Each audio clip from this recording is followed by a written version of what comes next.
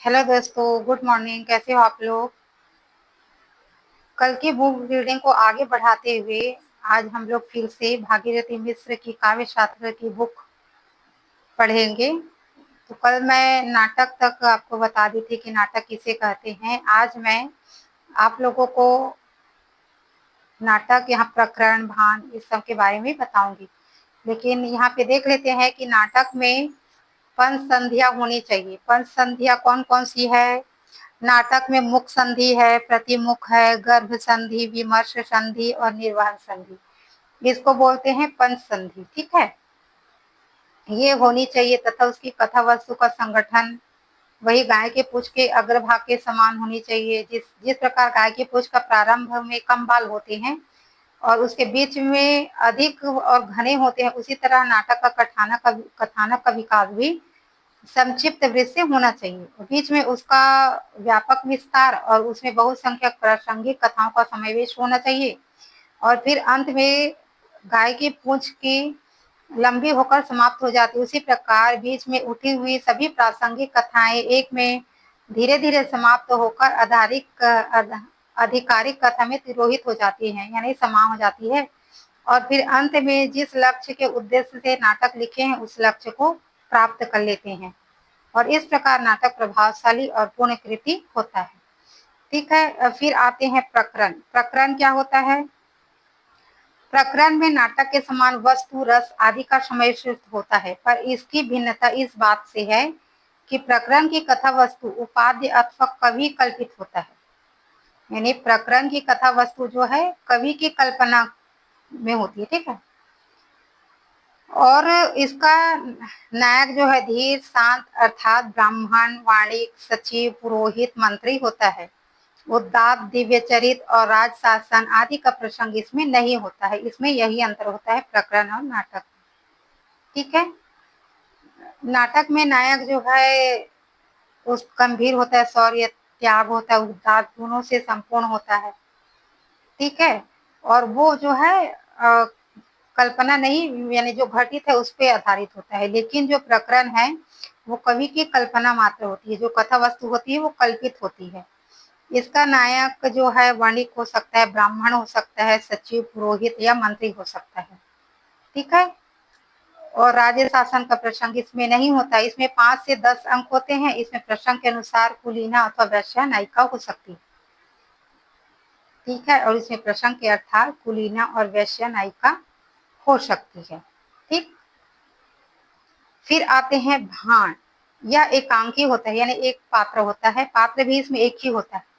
यह पात्र अपने तथा दूसरों को धूर्तापूर्ण कृत्यों का आकाश भाषित रूप से वर्णन करता है। इसमें प्राय भारतीय और कहीं कहीं कौसुकी वृत्ति का आश्रय लिया जाता है। मुख और निर्वहन संधियां होती है। कौन कौन सी संधि होती है? मुख और निर्वहन संधि।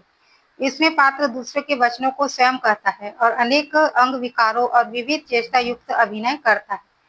यानी वो स्वयं अपनी कृत्यों को बताता है। जैसे आकाशभासी होते हैं, यानी आकाश ही उसके कर्मों को बताता है कि आप ऐसे वैसे ऐसा, इस टाइप का।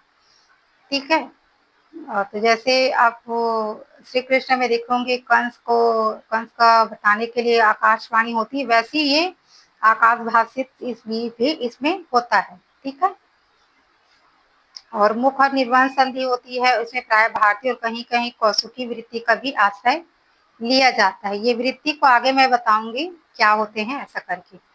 और अनेक अंग विकारों और विविध चेष्टा युक्त अभिनय करता है। ठीक है, अपने अंगों के अभिनय के द्वारा और अपने मुख से अभिनय ये करता है। ठीक है, भान। ठीक, फिर आते हैं प्रहसन। प्रहसन यह हास्यप्रद एकांकी होता है। इसमें मुख और निर्वहन संधियां होती है। इसके 3 भेद होते हैं, शुद्ध, विकृत और संकर। शुद्ध में सन्यासी, तपस्वी अथवा पुरोहित, विकृत में नपुंसक अथवा कंचुकी और कामुक, और संकर में धूत व्यक्ति नायक के रूप में आते हैं। इसमें परिहासपूर्ण वार्तालाप होते रहते हैं। ठीक है, यानी कॉमेडी बोल सकते हो ऐसा करके। ठीक, ये भी 3 प्रकार से होते हैं। इसमें मुख और निर्वहन संधि भी होती है। ठीक, इसमें भी भान में भी मुख और निर्वहन संधि होती है। ठीक, तो ये मुख संधि और निर्वहन संधि क्या होते हैं? मुख यानी कथा का प्रारंभ होते हैं ना, मुख संधि यानी कथा का प्रारंभ होते हैं, और निर्वहन संधि यानी कथा का अंत और समाधान होता है। ठीक है, तो ये दोनों में होते हैं, भान और प्रहसन में मुख और निर्वहन संधियां होती है। ठीक है, और इसमें जैसे प्रतिमुख संधि जो कथा को आगे बढ़ाती, ये नहीं होता है। विमर्श संधि होता है। गर्भ संधि यानी मुक्त घटना से किसी और घटना का निकलना, ये नहीं होता है। ठीक है,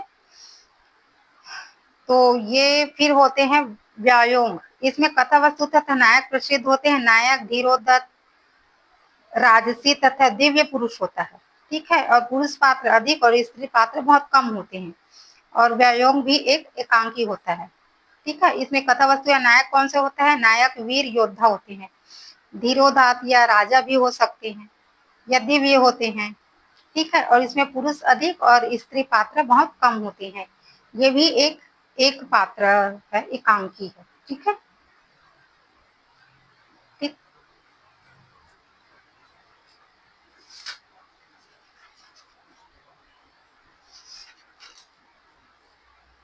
फिर है, हाँ होता है, इसमें युद्ध होता है परंतु स्त्री के लिए नहीं। इसमें गर्भ और विमर्श संध्या, कौशिकी वृत्ति, हास्य, श्रृंगार और शांत रस की स्थिति नहीं होती है।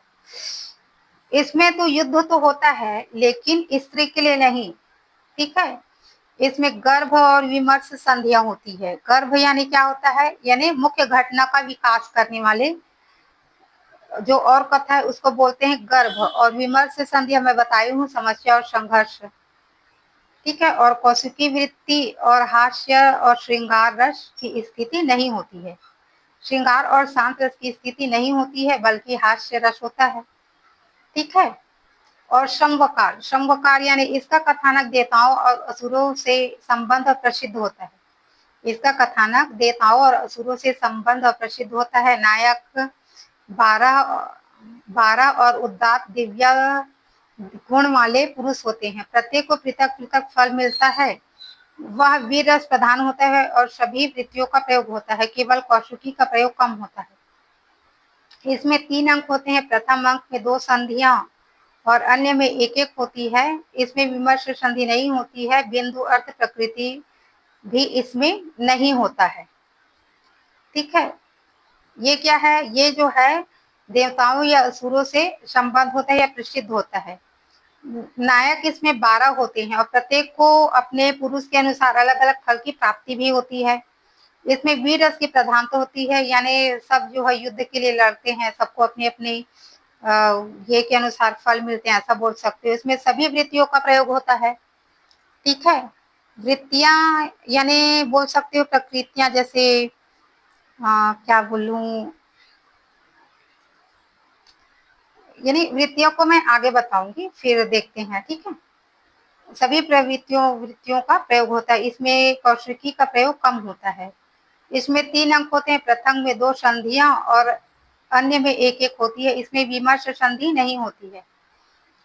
बिंदु अर्थ प्रकृति भी इसमें नहीं रहता है। ठीक है, बिंदु अर्थ प्रकृति यानी क्या होता है? कथक को जोड़ने वाला तत्व।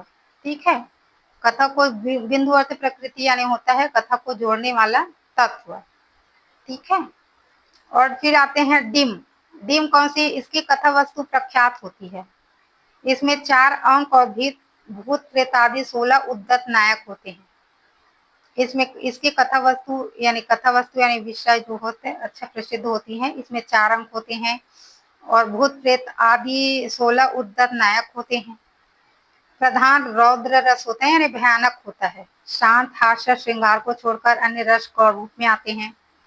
शांत हास्य और श्रृंगार को छोड़कर अन्य रस, यानी शांत हास्य नहीं रहेंगे, क्योंकि ये नाम से ही पता चल रहा है डिम यानी भूत प्रेत आदि ऐसे नायक रहेंगे, तो उसमें शांत कहाँ रहेंगे? हास्य भी नहीं रहेंगे, श्रृंगार भी नहीं रहेंगे। उसको देखने से ही बाकी सब छोड़ के, ये तीनों रस को छोड़ के सब रस रहेंगे। इसमें विमर्श को छोड़ के अन्य 4 संध्या रहती है। कौशिकी को छोड़ के अन्य वृत्तियां इसमें प्रयोग होता है। इसमें उल्का पार, सूर्य चंद्र ग्रहण, माया, इंद्रजाल के दृश्य होते हैं। प्रधान आरभटी वृत्ति है। ठीक है, आरभटी वृत्ति है। फिर आते हैं विथि। विथि क्या होते हैं? इसकी कथा वस्तु कल्पित होती है या एकांकी होता है तथा इसका नायक जो है मध्यम कोटि का होता है। ये भी एकांकी होता है विथि, ठीक है। तो ऐसा एग्जाम में पूछते हैं कि कौन सा जो है रूपक जो है एकांकी नहीं होता, यानी एक अंक वाला होता है या नहीं होता है, ऐसा करके 4 ऑप्शन दे देंगे तो कौन कौन सा एक अंक है वो देख सकते हो, ठीक है। समकार नहीं होते, एक अंक डिम्ब भी नहीं होता है, विथि होते हैं, भाण होते हैं, ठीक है। और इधर एक और है प्रहसन, ठीक। तो ये होते हैं सब वो एक अंक वाले, ठीक। विथि इसमें कथा वस्तु कल्पित होती है, एकांकी होता है, कथा वस्तु कल्पित होता है, इसका नायक मध्यम कोटि का होता है, इसमें एक दो ही पात्र होते हैं और आकाश भाषित प्रयोग होता है, यह श्रृंगार प्रधान है और मुख्य और निर्वहन संधि तथा कौशिक वृत्ति इसमें भी प्रमुख होती है, ठीक है। मुख्य और निर्वहन संधियां होती है। फिर आते हैं अंक। अंक में विषय प्रख्यात होता है, अंक में विषय प्रख्यात होता है, विषय ही मेन होता है, यानी प्रसिद्ध होता है, परंतु कवि कल्पना का भी प्रयोग रहता है इसमें, थोड़ा सा कवि अपनी कल्पना के अनुसार एक यानी एक सत्य होता है तो दूसरा थोड़ा कल्पना भी होता है, दोनों का समावेश होता है, लेकिन एकांकी होता है। और करुण रस प्रधान होता है, स्त्रियों का विलाप इसमें खूब रहता है, ठीक है। स्त्रियों का विलाप इसमें खूब रहता है, अनेक प्रकार की व्याकुलता की चेष्टाएं अंतर्गत दिखाई देते हैं, इसमें भारतीय वृत्ति का प्रयोग होता है, ठीक है।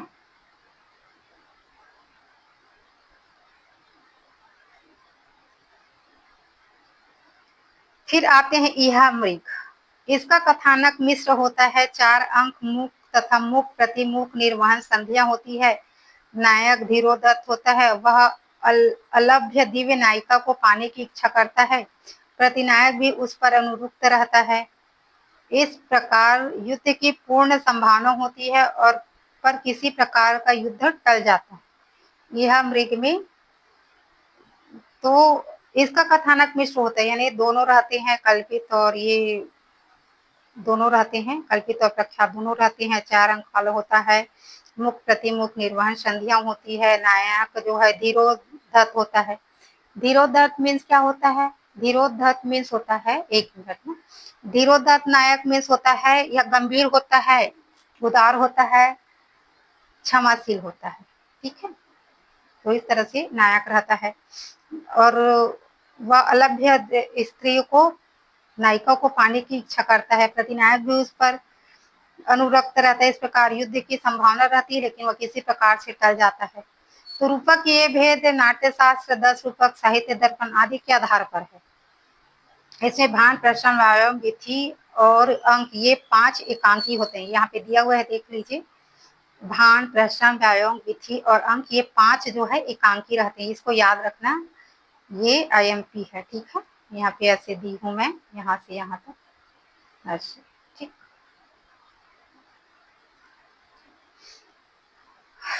रूपक के इन सभी भेदों में नाटक सर्वोत्कृष्ट माना गया है। काव्य भेदों में भी नाटक को सर्वाधिक रमणीय माना गया है, कहा गया है कि काव्येषु नाटकम रम्यम, ठीक है। अर्थात काव्य ही नाटक में सबसे रमणीय होता है, ऐसा कहने का कारण है नाटक में हम अपने जीवन के सामने देखते हैं और उसमें रम जाना सहज है। काव्य की अन्य विधाओं जैसे महाकाव्य, उपन्यास आदि समान वर्णित जीवन की कल्पना करने की आवश्यकता नाटक में नहीं रहती, क्योंकि हम नाटक में हम सामने देखते हैं कि क्या हो रहा है ऐसा करके, लेकिन उपन्यास और महाकाव्य में ऐसा नहीं होता, वो कल्पना होती है, ठीक है। फिर इसके अतिरिक्त नाटक शिक्षित अशिक्षित नागरिक ग्रामीण सभा द्वारा देखा जा सकता है, इसमें रसास्वादन के लिए किसी प्रकार की परिपूर्ति दक्षता की अपेक्षा नहीं होती है, यानी ये सभी व्यक्तियों के लिए समान होते हैं, जो देख रहे हैं वो रस का स्वाद तो लेंगे ही, ठीक है। इसमें कोई पढ़ा लिखा हो, शिक्षित हो यह जरूरी नहीं होता है, इसमें अनपढ़ व्यक्ति भी देखकर रस का आनंद ले सकते हैं, ठीक है।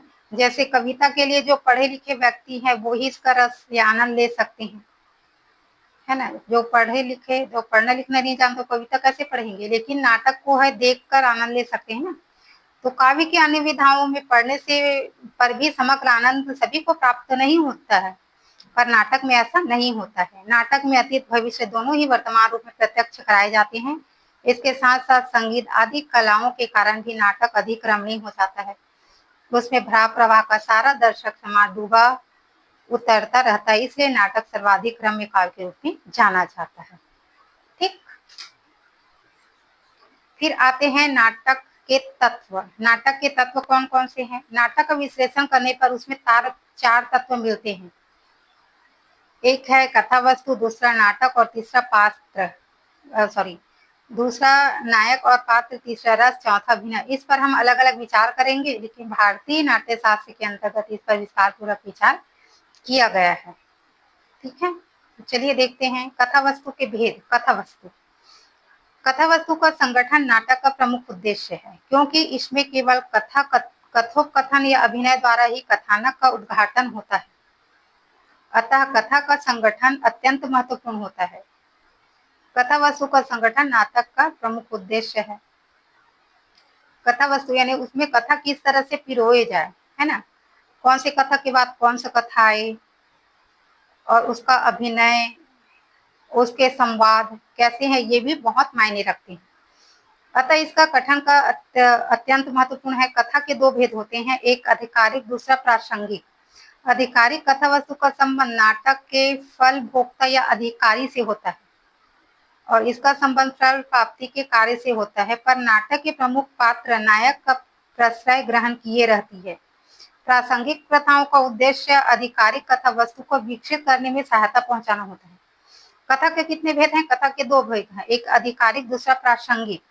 आधिकारिक कथा वस्तु का संबंध नाटक के जो मेन नायक है उससे संबंध रहता है कि वो फल प्राप्ति के अधिकारी रहता है, वो क्या करते हैं फल प्राप्ति के लिए, ऐसा।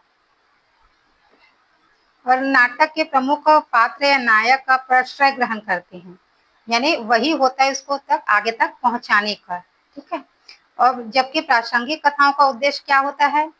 जो कथा वस्तु को आधिकारिक कथा वस्तु को विकसित करने में सहायता पहुंचाते हैं।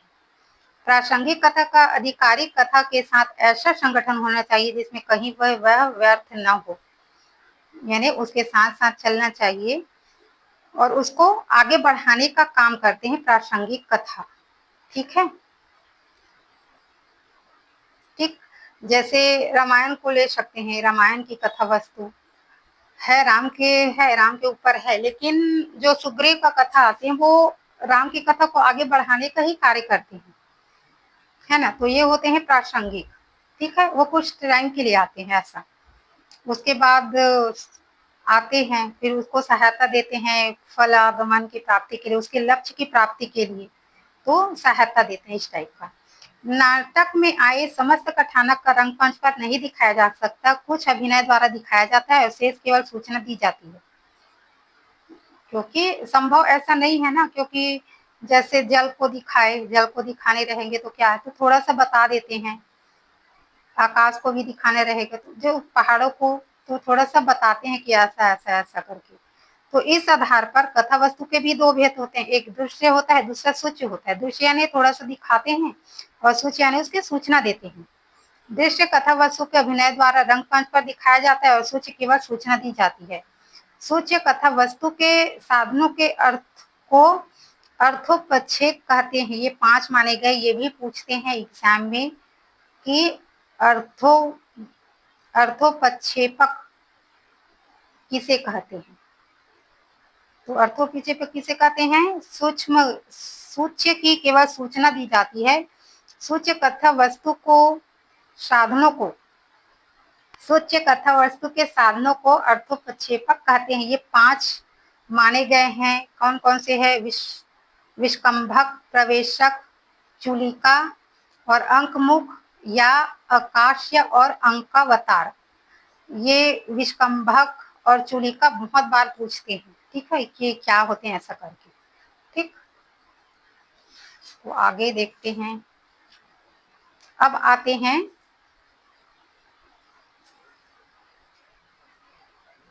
विष्कंभक। विष्कंभक किसको बोलेंगे? जैसे जिसमें पुरोहित, अमात्य या कंचुकी आदि मध्यम श्रेणी अथवा शंकर अथवा मध्यम और नीचे श्रेणी के पात्र। उदाहरण संस्कृत में नाटक की मुख्य संधि के भीतर अर्थात प्रारंभ में बीती हुई अथवा आने वाली घटनाओं की सूचना दी जाती है ना।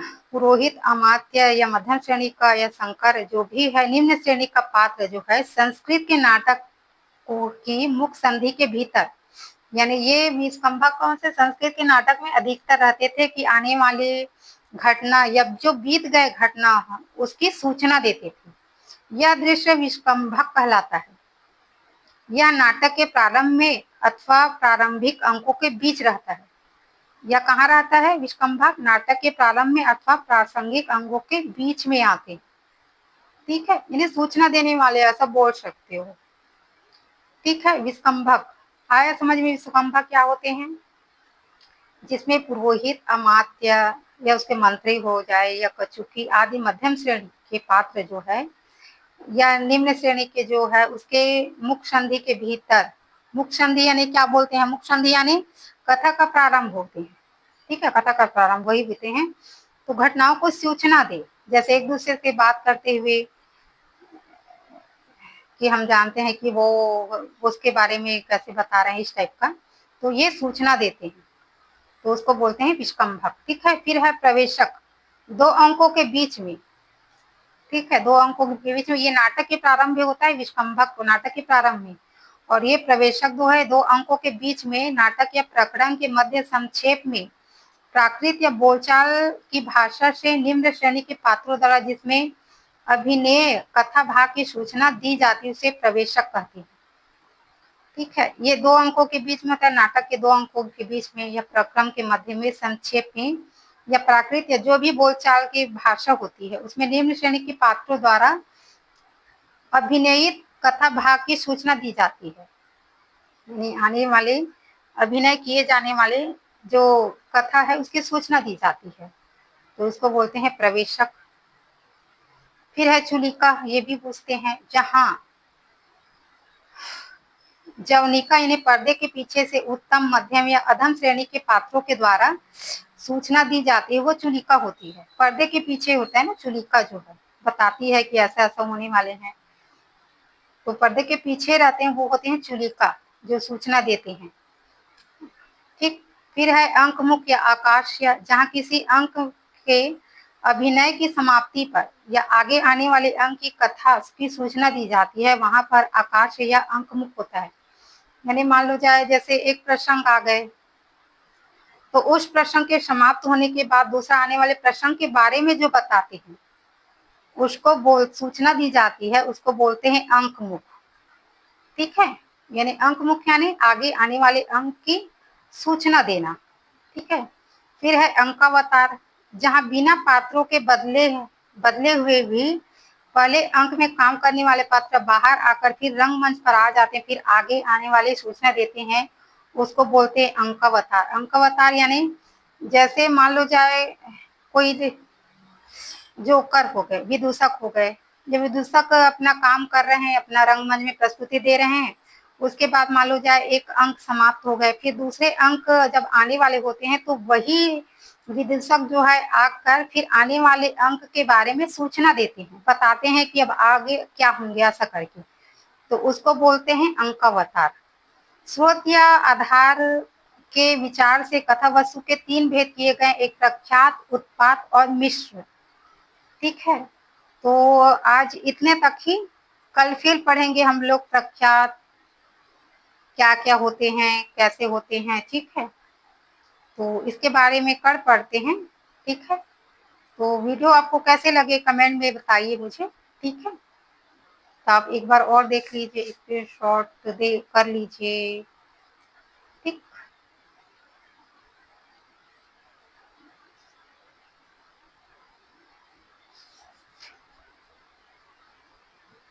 तो ये है, ठीक।